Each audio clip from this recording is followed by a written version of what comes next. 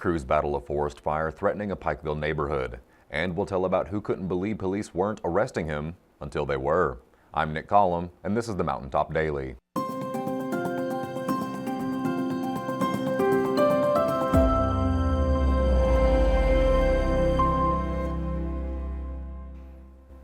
After weeks of warnings about the potential for forest fires throughout the region, Pikeville and other fire departments found themselves battling a large blaze that threatened a neighborhood. Robin was on the scene and brings us a look. It was hard to miss the large plume of smoke rising from the Town Mountain Road area in Pikeville yesterday evening. Fire Chief Johnny Cole gives us the details on what happened. So we got a call around 2:58, 3 o'clock of a transformer that had blown up, possibly arced over into the wildland area behind Northgate community area and sparked a large wildland fire. Units arrived on scene, was met with heavy fire, heavy winds, driven the fire behind the apartments up to the end of Northgate. We quickly deployed our wildland team, contacted Hurricane Fire Department, Co-Run Village Fire Department, Emergency Management, RH Group for their drones, and also UMG and our city officials and our Pikeville City Police Department. And all units went quickly to work. We did have one structure that caught on fire. It was contained to one apartment in the top floor of the department building. It is still standing. We got it contained to an area that we feel confident, and we're getting ready to go back out shortly to reassess the situation with wildland crews and Division of Forestry as well. Cole said this is one of the larger fires they've had recently. Last night we spoke with the Division of Forestry that helped us as well. We're looking at 60, maybe to 80 acres, probably 10 to 20 on the left side if you're going up Northgate, and probably 50 to 60 on the right side that affected Powder House, Mays Branch, Town Mountain Road. It was pretty significant due to the wind spread. If we didn't have the wind, we would have knocked it out very quickly. But the wind that came through at that moment, it spread very quickly. It's probably the largest one I've been on acreage-wise, and the width of it as far as we've had. We've had some big fires, but nothing that affected both sides of the mountains at one time, and also a structure involved at the same time, and also evacuation at the same time. Because of all the factors involved, Cole's team worked late into the night. We started at 3. Our members didn't leave the hill till 12 o'clock p.m. last night. This morning they went back out at 7 a.m. Myself, I went out at 8 a.m. with a public safety commissioner as well to assess the situation. Getting ready to go back out shortly to make sure that everything's contained where we feel confident that it won't affect anybody's residence or any property at all. Cole explained that smoke will still likely be present today, but his team and others are monitoring the area closely. He is grateful for all of the first responders who stepped up to help with this situation. Now, we just appreciate the Northgate community being understanding at that time, working with us, and all their generosity, all the public officials, city officials, all departments inside the city, and also our neighboring communities with Hurricane and Co-Run and Emergency Management. That was a big step for us, coming together, doing what needed to be done, getting the job done, and make sure everybody goes home safe. That's all we're blessed with, and we're thankful for that. Reporting for Mountaintop News, I'm Robin Tillman.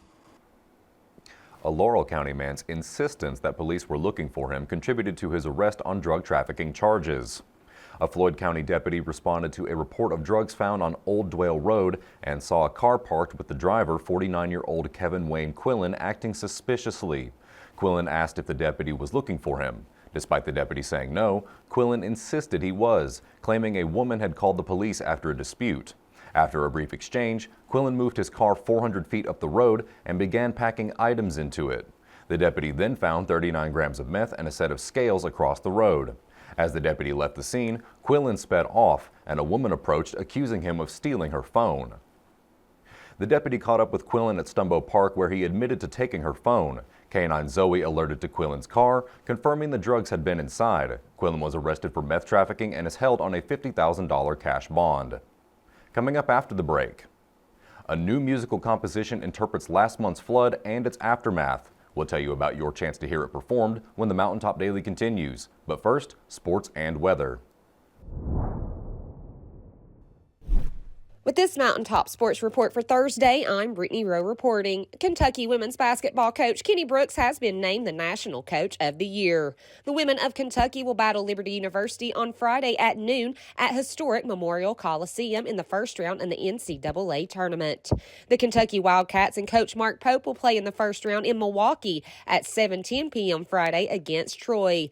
Cat fans can listen to the game on 93.1 WDHR. Reporting for Mountaintop Sports, I'm Brittany Rowe.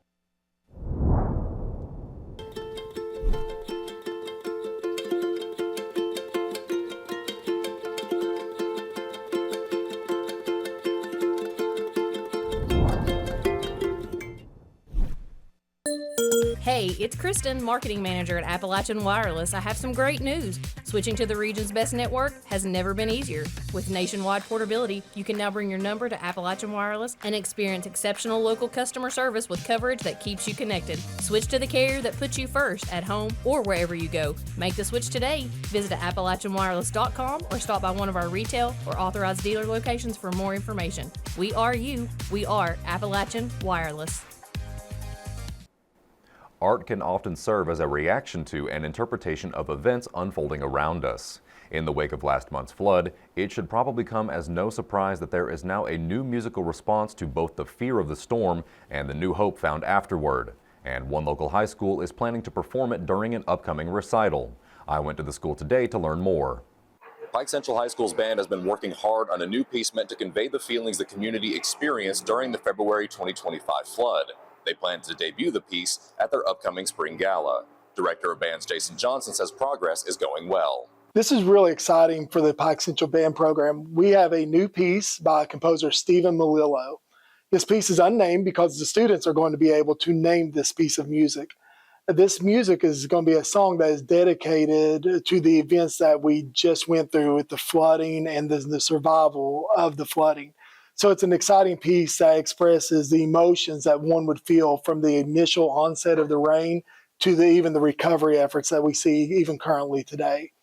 It's really neat to be rehearsing that. We hope to debut that at our spring gala, which is currently going to be happening in May.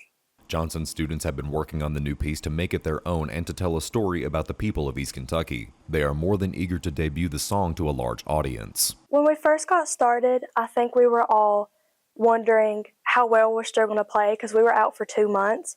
But once we got back, Jay really helped us figure out our instruments again, and I think that this piece is going to be wonderful at the end.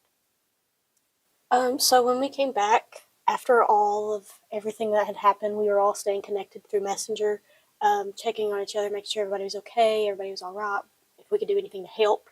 When we got back to band, it was like finally a sense of normalcy. We finally got to be back with each other and to create music and to give life back to what we were doing after all this hopelessness. So this piece is the perfect rendition of that.